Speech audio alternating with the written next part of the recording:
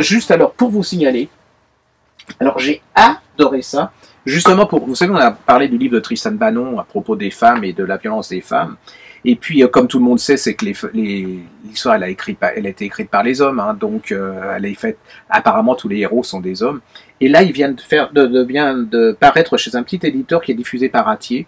L'éditeur s'appelle Quelle Histoire, c'est les grandes femmes, les 100 grandes femmes de l'histoire. Alors c'est hyper bien fichu.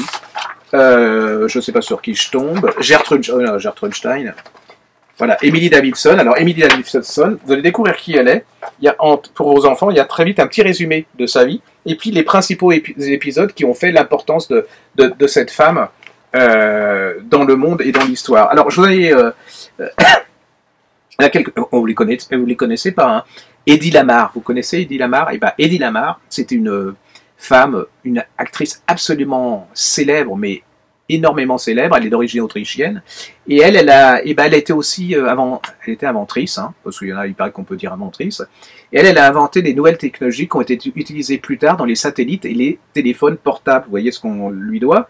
Et il y a une fille comme John Clark aussi, qui a aidé Turing. Vous savez, Turing, c'est l'inventeur de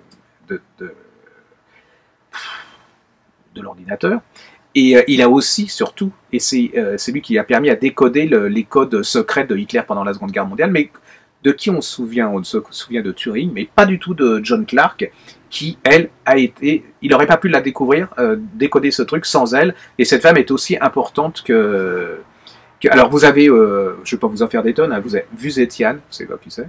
En fait, c'est la seule, c'est l'unique femme empereur en Chine, c'est au 8e siècle, et elle va faire des tas de réformes pour les femmes et les Chinoises. Voilà, il y a plein de choses, hein, ça commence vraiment à l'Antiquité, Hatshepsut et tout ça, mais ça va jusqu'à Maria Callas, Edith Piaf, Lucie Aubrac, Frida Kahlo, et je trouve que pour les enfants, Agatha Christie, pour les enfants, pour les garçons et pour les filles, c'est leur faire redécouvrir que l'histoire, elle n'est pas faite, si elle a été écrite par les hommes, elle n'est pas faite que par les hommes, mais par les femmes, et de leur importance considérable dans l'évolution de notre histoire.